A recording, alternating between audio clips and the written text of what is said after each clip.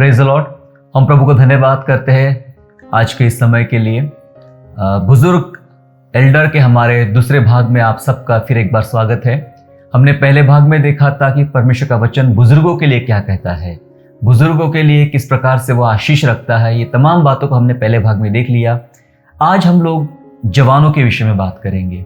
परमेश्वर का वचन बुजुर्गों के संदर्भ में जवानों से क्या बात करना चाहता है, परमेश्वर जवानों को क्या सलाह देना चाहता है, इन तमाम बातों पर आज की सुबह हम लोग परमेश्वर के वचन से बात करने जा रहे हैं।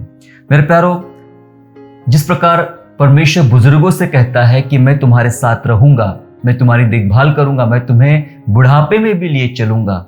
परमेश्वर बूढ़े लोगों की, बुजुर्गों की सुधि लेता है, उनके साथ वो रहता है। तो इसका मतलब यह है कि वो बेहद प्रेम करता है बुजुर्गों से।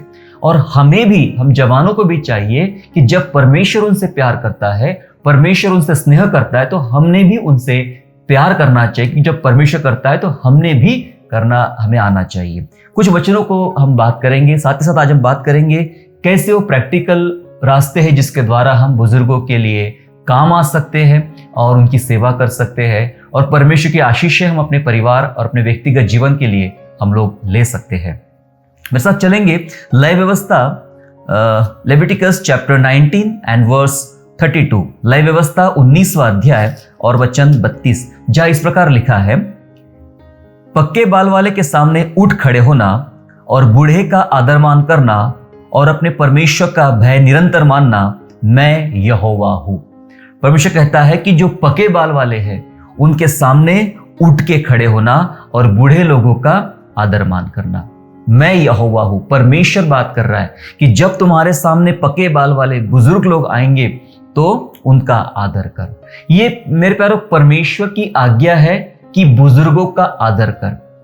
आज दुख की बात यह है कि बुजुर्गों को नेग्लेक्ट किया जाता है, उन्हें अनदेखा किया जाता है, उन पर ज्यादा ध्यान नहीं दिया जाता है, उनका महत्व इतना नहीं समझा जाता है। लेकिन हम परमेश्वर का धन्यवाद देते कि जो हमें बाइबल में सिखाया है कि तू जब पके बाल वालों को अपने सामने खड़ा देखे तो उनके सामने उठ खड़े हो जाना, बुजुर्गों का आदर और सम्मान करना।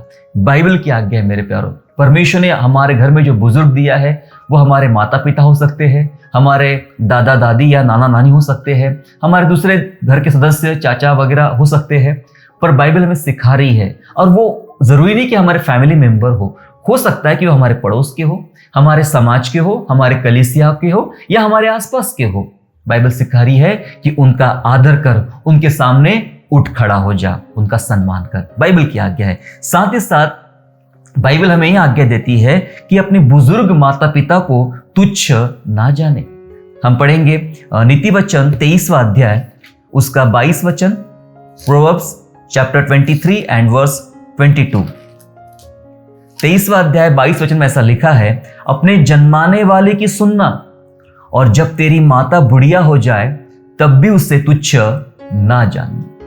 मेरे प्यारो, ये बाइबल की शिक्षाएं है। हम कोई अपने मन से या अलग बातों, संसारिक रूप से बात नहीं कर रहे, हम बाइबल की शिक्षा की बात कर रहे।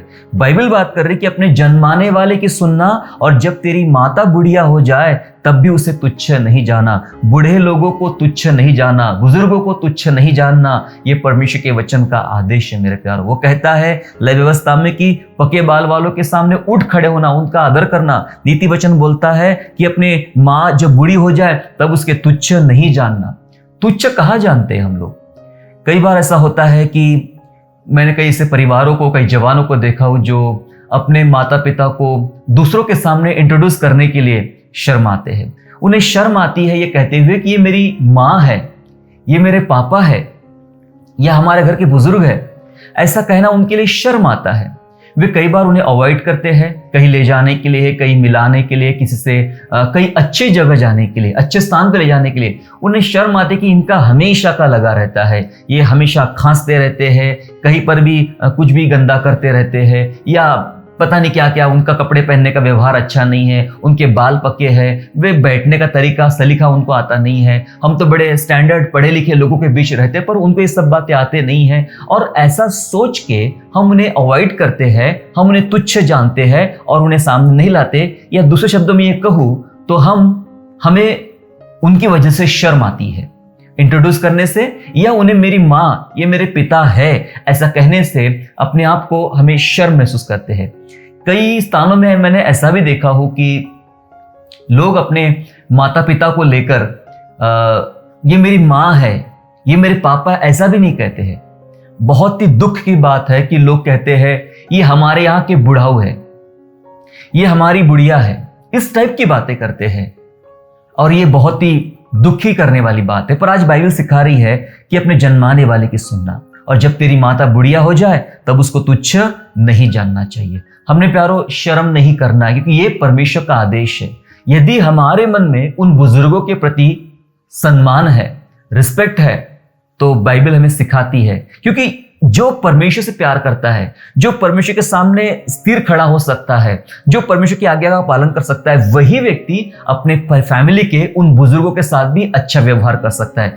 पहले हमारा रिश्ता परमेश्वर के साथ अच्छा होना चाहिए, और जिसका रिश्ता परमेश्वर के साथ अच्छा होता है उसी का रिश्ता अपने फैमिली मेंबर्स या अपने बुजुर्गों के साथ भी अच्छा हो सकता है। लेकिन जिसका रिश्ता प्रभु के साथ ही अच्छा नहीं है या बनावटी है, वो कितना भी कर ले उसे सिखाया नहीं जा सकता। मैं अक्सर कहता हूं कि जो नींद में है उसे जगाया जा सकता है, लेकिन जो सोने का नाटक करता है उसे जगाया नहीं जा सकता है। सचमुच हमें नहीं पता था और आज परमेश्वर का वचन हमें याद दिला रहा, तो हम जाग सकते हैं।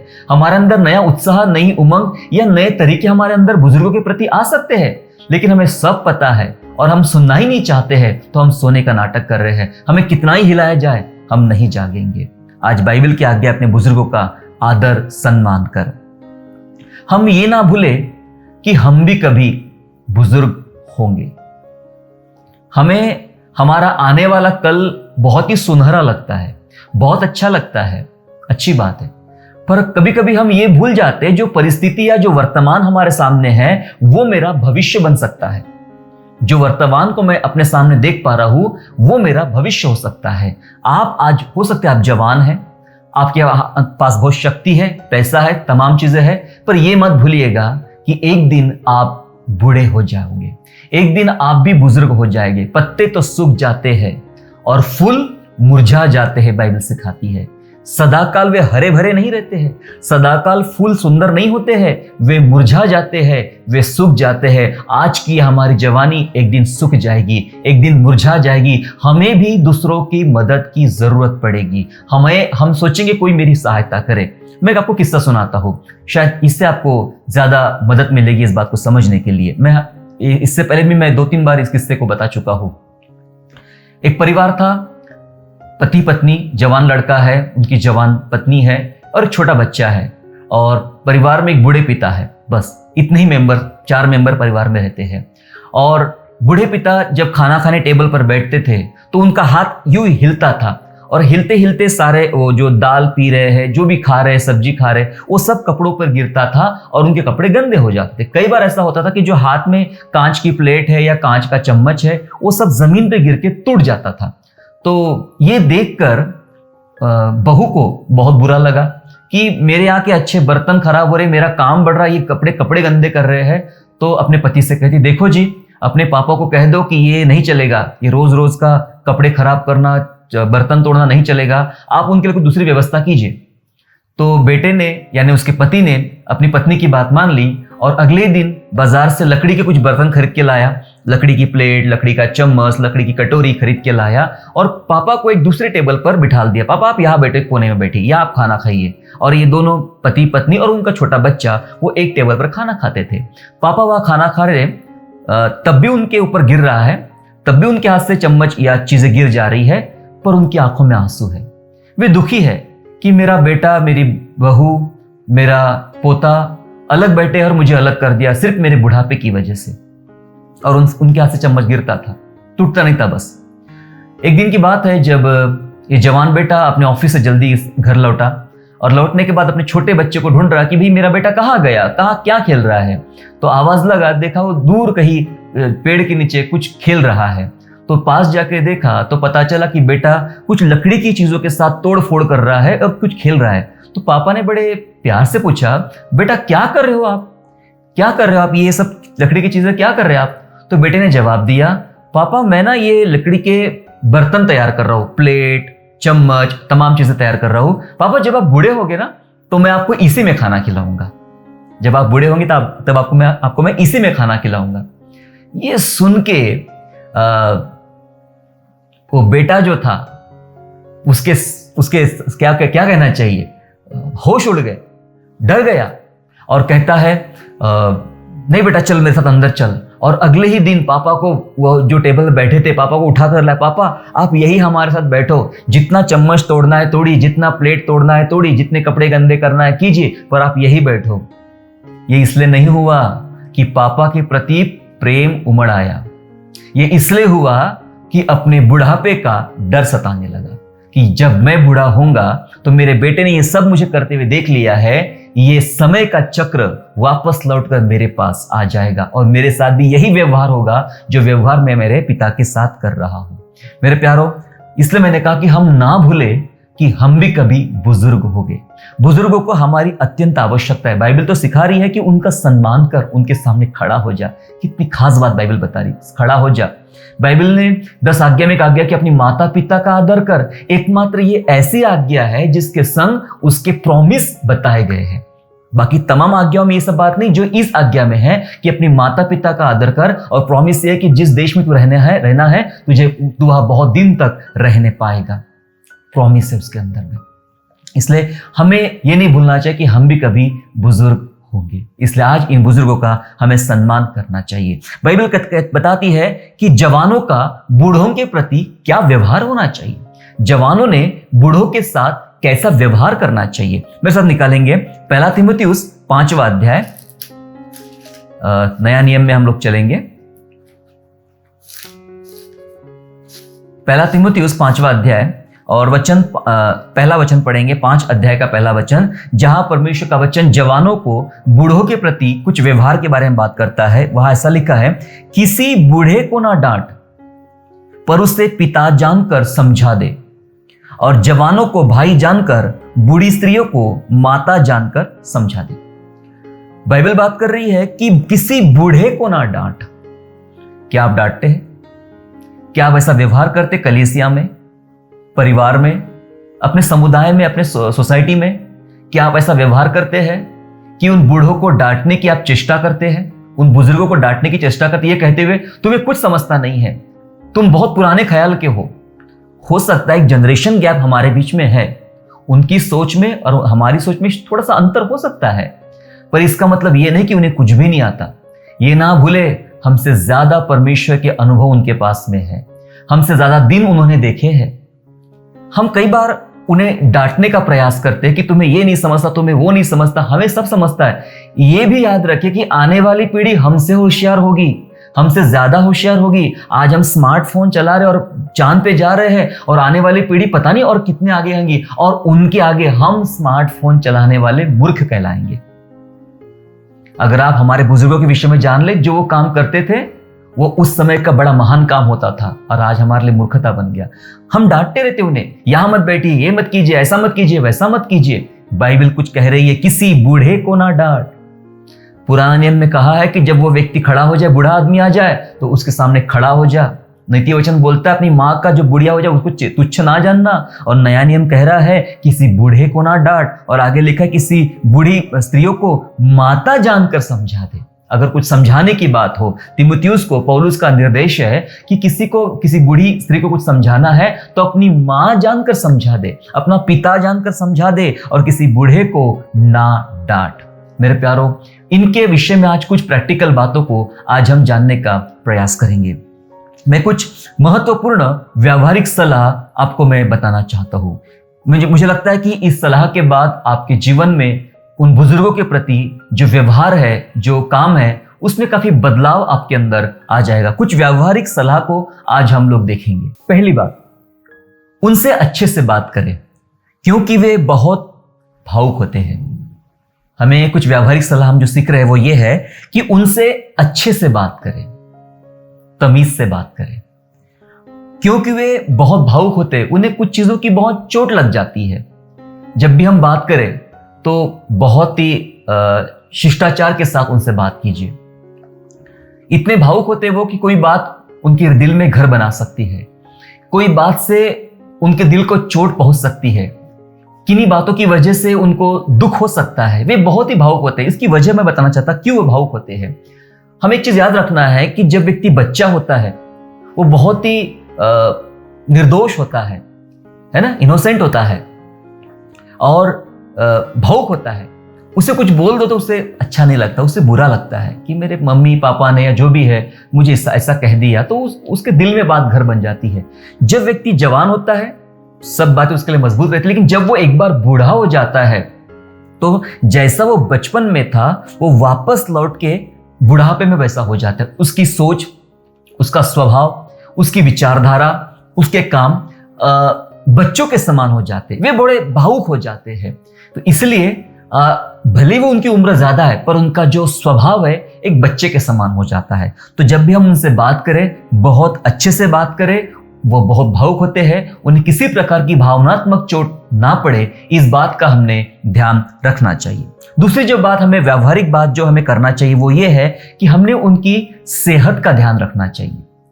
हमारे बुजुर्गों की सेहत का ध्यान रखना चाहिए, क्योंकि बुढ़ापे में बीमारियां भी बहुत चरम स्थान पर होती है अपनी, और काफी बीमारी, काफी कमजोरी का भी अलग अलग चीजों से उनको गुजरना होता है।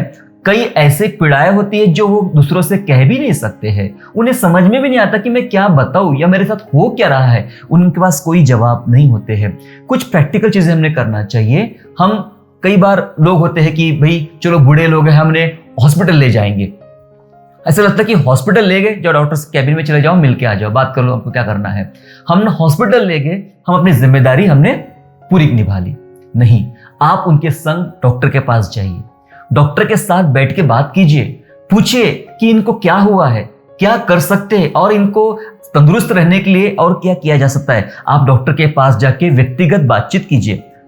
इन बुजुर्गों को अपनी दवाइयों के विषय में याद नहीं रहता है, कौन सी दवाई कब खाना चाहिए, भूल जाते हैं। उनकी याददाश्त बुढ़ापे में कमजोर हो जाती है। आप उनकी दवाइयों का ध्यान रखिए, दवाइयाँ कब देना है ये ध्यान रखिएगा।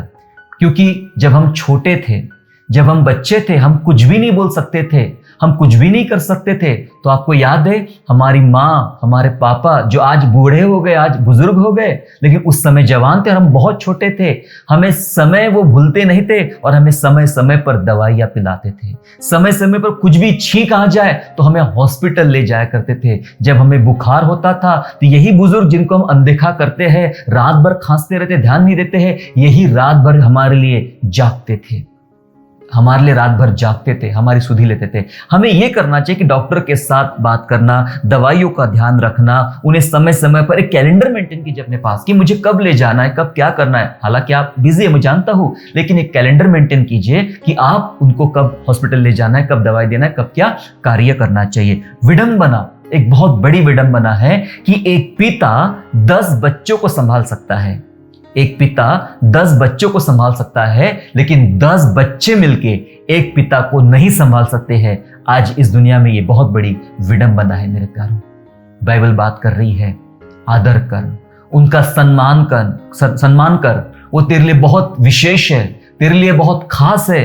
परमेश्वर ने आशीष के स्वरूप में हमारे लिए रखे हैं। बच्चों की शोभा उनके माता पिता होते हैं, और बाल ऐसे ही नहीं पकते हैं। बाइबल बात करती है कि पके बाल शोभायमान मुकुट है जो धर्म के मार्ग पे चलने से प्राप्त होते हैं।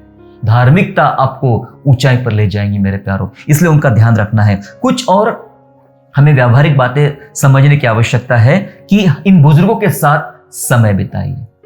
आप कहेंगे अरे कहा वो हमारी सोच, उनकी सोच बहुत अलग अलग है। कई मैंने बुजुर्गों को देखा वो अकेले बैठे रहते, उनसे कोई बात करने वाला नहीं है, उनसे कोई पूछने वाला नहीं है, उनसे कोई उनके हिसाब से बात करने वाला कोई नहीं है, और वे चाहते कोई बैठे मेरे साथ, कोई मुझसे बातें करे, मेरी सुने। उनके पास कहने के लिए बहुत सारी बातें हैं, सुने। हमें उन बुजुर्गों के साथ समय बिताना चाहिए। समय बिता सकते हैं हम कैसे?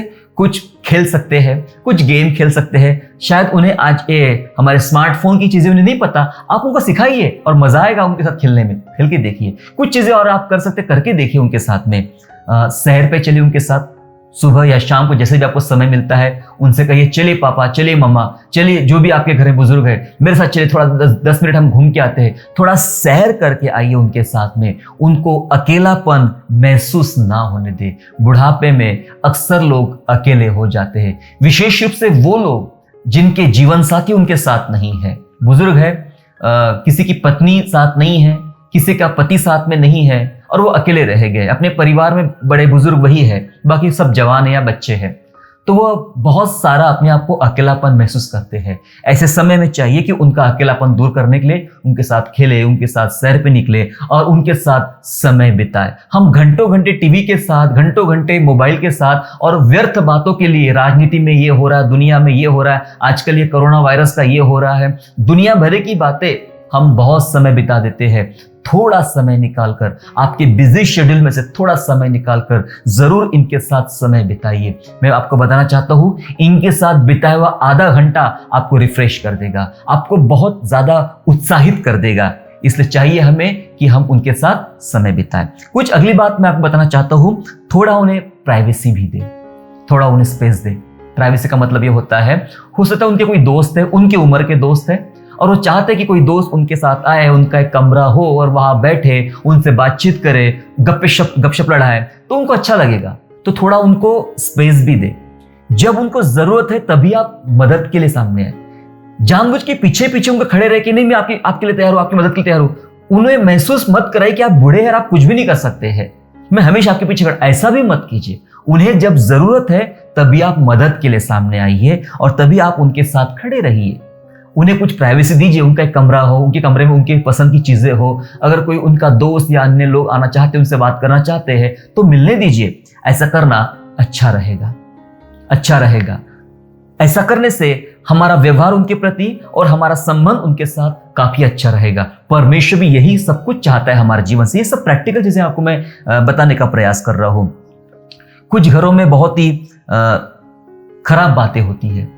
लोग ऊंची आवाज में बात करते हैं, अपने बुजुर्गों के साथ बहुत ऊंची आवाज में बात करते हैं। ऐसा लगता है कि ये कुछ भी नहीं है। पैसा हमारे पास है, शक्ति हमारे पास है, ताकत हमारे पास है, गुणवत्ता हमारे पास है, नाम हमारे पास में है, और ऐसे समय में लोग अपने बुजुर्गों से बहुत ऊंची आवाज में बात करते हैं, उन्हें डांटने का प्रयास करते हैं, उन्हें चुप कराने का प्रयास करते हैं। मेरे प्यारो, उन्हें भावनात्मक चोट ना पहुंचाएं। ज्यादा अच्छा रहेगा वो चोटिल ना हो, हमारे कारण वो रोए नहीं, हमारे कारण उन्हें दुख ना हो, हमारे कारण उनकी आंखों से आंसू ना निकले। इस बात का आपको ध्यान रखने की अत्यंत आवश्यकता है। आखिरी बात, ये जो महत्वपूर्ण कुछ सलाह में आखिरी बात ये बताना चाहता हूं मैं कि उनकी राय ले।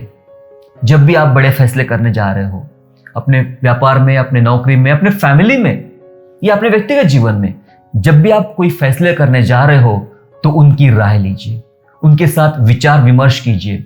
यह मत समझिए उन्हें कुछ भी नहीं आता, उन्हें बहुत कुछ आता है। एक बार पूछ के देखिए, एक बार उनसे राय जानकर देखिए।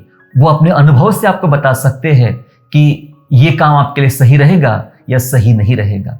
हमें जानने की आवश्यकता है। इसहाक अपने पिता को यूं देखा करता था कि मेरे पिता क्या करते हैं, और उसके पिता प्रार्थना करते थे, खड़े होते थे जिस स्थान पे, इसहाक वही किया। अपने पिता के स्थान पे जाके उसने प्रार्थना करना आरंभ कर दिया। बाइबल सिखाती है बुजुर्गों की राय, बुजुर्गों की आशीष कितनी मायने रखती है। आपको याद है, याकूब अपने पिता का आशीर्वाद लेने चला गया। ये पता था कि जब आशीष मिलेगी तो ये बहुत खास होगी, और वो आशीष लेने के लिए उसे झूठ बोलना पड़ा। वो अलग मैटर है, क्यों झूठ बोला, कैसे बोला, क्या किया, वो अलग मैटर है। पर महत्व का मुद्दा यह है कि अपने पिता से अगर आशीष ले लूं तो बहुत मायने रखेगी, और सचमुच आशीष थी। मेरे प्यारो, उनकी राय ले, उनकी आशीष ले, यह आपके लिए बहुत फायदेमंद होगी। मैं कुछ बात वचन की ओर आपकी ध्यान आकर्षित करना चाहता हूं। माता पिता और बुजुर्गों के बारे में बाइबल थोड़ी कठोर भी है। शायद ये बात आपकी आंखें और ज्यादा खोल देगी। मैंने क्या कहा? माता पिता के विषय में और बुजुर्गों के विषय में बाइबल थोड़ी कठोर भी है। चलिए पढ़े मेरे साथ में नीति वचन 30, प्रोवर्ब्स चैप्टर 30 एंड वर्स 17, 30 अध्याय और वचन 17। नीति वचन 30 का 17 पढ़ेंगे, जहां लिखा है, जिस आंख से कोई अपने पिता पर अनादर की दृष्टि करे, सुनना ध्यान से, जिस आंख से कोई अपने पिता पर अनादर की दृष्टि करे और अपमान के साथ अपनी माता की आज्ञा ना माने, उस आंख को तराई के कौवे खोद खोद कर निकालेंगे और उकाब के बच्चे खा डालेंगे। बाप रे, बहुत ही ज्यादा कठोर बात परमेश्वर के वचन में बताई गई है माता पिता को लेकर। जिस आंख से कोई अपनी पिता पर अनादर की दृष्टि करे और अपनी मां के अपमान करके आज्ञा का उल्लंघन करे, बाइबल बोलती है तराई के कौवे उनकी आंख खोद कर निकालेंगे और उकाब के पक्षी खा लेंगे।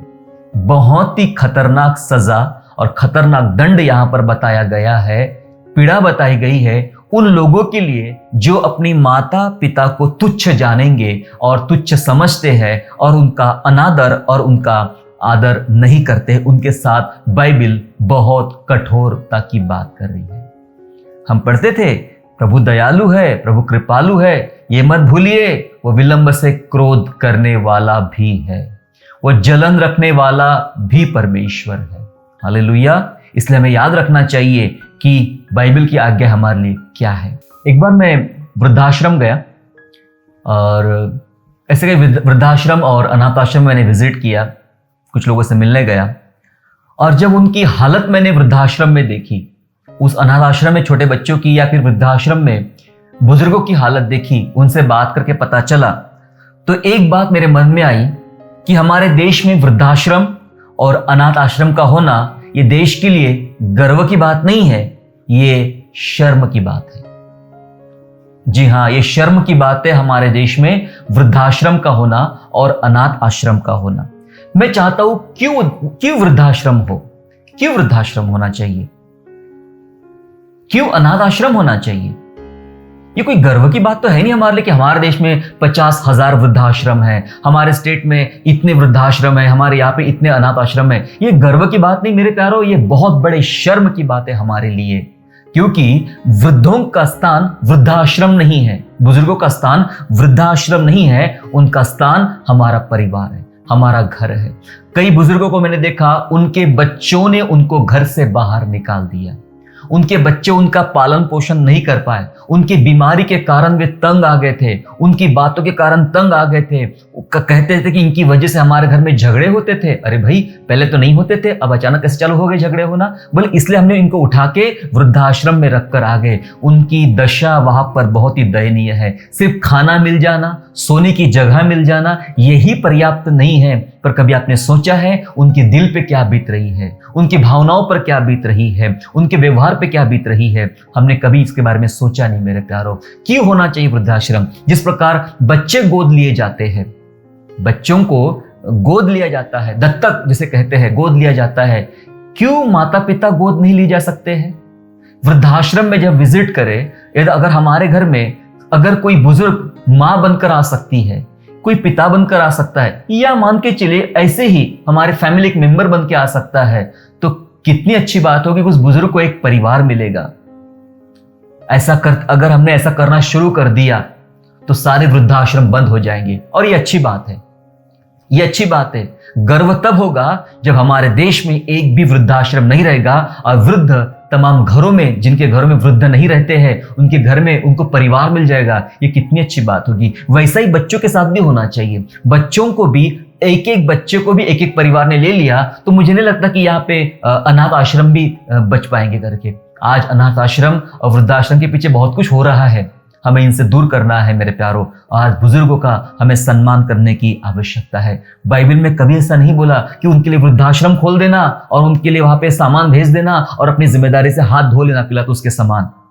नहीं, हाथ धोने से बात नहीं चलेगा, कुछ मदद करने से बात नहीं चलेगा, कपड़ा पहुंचाने से बात नहीं चलेगा। खाना पहुंचा दिया, चलो मेरा बर्थडे है तो मैंने बुजुर्ग लोगों को 10 लोगों को खाना खिला दिया। आज मेरी शादी की सालगिरह है, मैंने उनको तोहफे दे दिया अनाथ आश्रम में, वृद्धाश्रम में। इससे बात नहीं चलेगी। बात तब चलेगी कि हमारे यहाँ हमने बहुत दुआ के बाद, हमने प्रभु की अगुवाई के बाद एक माँ को अपने घर लाया, एक पिता को अपने घर लाया, एक बुजुर्ग को अपने घर लाया। जब ये ऐसा होना शुरू हो जाएगा तो ये बनावटी धार्मिकता खुद को तसल्ली दे रहे हैं हम लोग कि मैंने आज 10 बुजुर्गों को 10 कुर्ते बांट दिए, 10 बुजुर्ग महिलाओं को खाना खिला दिया। खुद को तसल्ली दे रहे हैं आप। खुद को तसल्ली देना बंद कीजिए। परमेश्वर की नजर में उसकी संतान होने की अपेक्षा कीजिए। सम्मान करने के लिए बाइबल बात कर रही है बुजुर्गों का। हमें सम्मान करना चाहिए मेरे प्यारों। जिस समय हमारे बुजुर्ग हम पर गर्व करना महसूस करेंगे, ये हमारे लिए सबसे बड़ा आनंद होगा, और इससे बड़ा आनंद हमारे लिए कुछ भी नहीं हो सकता है। क्या आप नाओमी को जानते हैं? आखिरी बात, क्या आप नाओमी को जानते हैं? नाओमी बहुत बूढ़ी हो गई थी। नाओमी का पति मर गया, नाओमी के बच्चे मर गए, नाओमी की बहू छोड़कर चली गई, पर एक बहू नाओमी के साथ रही। नाओमी उस बहू को, जिसका नाम रूत था, अपने साथ अपने गांव ले आती है, उसके लिए दुआ करती है, उसके साथ समय बिताती है। रूत भी बहुत प्यार करती है अपनी सास से, और बोज नाम के एक धर्मी व्यक्ति से रूत की शादी हो जाती है, और उसके बाद रूत को एक संतान होती है। उसके विषय में लिखा है, रूत चैप्टर 4 एंड वर्स 15 में, 4 अध्याय 15 वचन में ऐसा लिखा है, और यह तेरे जी में जी लाने वाला है। रूत को जब संतान हुई तब नाओमी, ये बूढ़ी औरत को एक संदेश पहुंचाया गया कि ये बच्चा जो पैदा हुआ है तेरे जी में जी लाने वाला है और बुढ़ापे में पालने वाला हो, क्योंकि तेरी बहू जो तुझसे प्रेम रखती और 7 बेटों से भी तेरे लिए श्रेष्ठ है, उसी का यह बेटा है। बहुत बड़ी गवाही है यहाँ पे रूत के विषय में। एक जवान स्त्री के विषय में उसका संबंध एक बूढ़ी स्त्री के साथ कैसा था, उस संबंध की कहानी यहां पर है, उस संबंध की गवाही यहां पर लिखी गई है। मैं फिर आपको बताना चाहता हूं क्या लिखा है वहां पे, ये तेरे बुढ़ापे में पालने वाला हो, क्योंकि सुनो, क्योंकि ये तेरी बहू जो तुझसे प्रेम रखती है। आज बहुएं बहुत बदनाम है, लेकिन अगर जो प्रभु से प्यार करे, प्रभु के साथ समय बिताए, तो हमारी मानसिकता, हमारी सोच बदल सकती है। रूत तो अन्य जाति में से आई, लेकिन जब उसने प्रभु को चाहा, प्रभु से प्यार किया, प्रभु की शिक्षाओं को जाना, तो उसका जीवन परिवर्तन हुआ। वो प्रेम रखने लगी अपनी सास से, और प्रेम कैसा था, क्या लिखा है, वो तेरे लिए 7 बेटों से भी श्रेष्ठ है। कैसा प्यार किया? 7 बेटे उतना प्यार नहीं कर पाएंगे, 7 बेटे उतनी केयर नहीं कर पाएंगे, 7 बेटे उतना सम्मान नहीं कर पाएंगे, उतना रूत ने किया। बच्चा रूत को होता है और महिमा रूत की हो रही, क्योंकि रूत का व्यवहार कैसा था नाओमी के प्रति, और नाओमी खुश हो गई। यस, ये मेरी बेटी का, मेरी बहू का बच्चा है। मेरे प्यारों, मैंने कहा कि जब हमारे बुजुर्ग हम पर गर्व करना शुरू कर देंगे, ये हमारे लिए सबसे बड़े आनंद की और आशीष की बात होगी। आओ हम ऐसा ही करें, आओ हम ऐसा ही करें। जवानों, मैं आज आपको बताना चाहता हूँ, आज आपको मैं उत्साहित करना चाहता हूँ इस बात को लेकर, अपने आसपास के बुजुर्गों के साथ ऐसा व्यवहार, जो आज हमने वचन से सीखा, ऐसा व्यवहार करना शुरू करें। मुझे नहीं पता ये बात क्यों प्रभु ने मेरे मन में डाला, पर प्रभु ने बात किया मेरे साथ। मैंने इसीलिए इस विषय को आज लेकर आपके सन्मुख आया हूं। मैं विनती करता हूं आपसे, जब भी आप अपने आसपास में ऐसे बुजुर्गों को देखें, उनकी सहायता के लिए दौड़े, उनकी मदद के लिए दौड़े। बाइबल सिखा रही, पक्के बाल वाला खड़े हो जाएगा, खड़े होना उनके सामने, आप सम्मान करना उनका, और माँ बाप का, अपने माता पिता का आदर करें। हमने नीति वचन में पढ़ लिया कि तराई के कव्य आंख खोद कर निकाले, फोड़ फोड़ कर निकालेंगे, और उकाब के बच्चे खा लेंगे अगर माँ बाप का आदर नहीं करोगे तो। आइए उनका सम्मान करना शुरू करें। एक प्लान करें, एक योजना बनाएं कि हमारे देश से वृद्धाश्रम खत्म कर दूंगा। हमें ऐसे दुआ करना है, जिनके घरों में बुजुर्ग रह सकते हैं, जिनकी यहाँ व्यवस्था हो सकती है, ऐसे एक एक परिवार अपने अपने घरों में एक एक बुजुर्गों को लेकर आए। देखिए उनको कितना आनंद मिलेगा। उन्हीं को नहीं, आपको भी बहुत आनंद मिलेगा जब वे आपके घर में आकर रहना शुरू कर देंगे। सच में परमेश्वर आपको आशीष दे। ऐसा करने के लिए पवित्र आत्मा आपकी विशेष सहायता करे। जवानों, मैं आपके लिए दुआ करना चाहता हूं, ताकि आपका व्यवहार बुजुर्गों के साथ बहुत ही अच्छा और सुंदर बन जाए। आइए हम दुआ करें।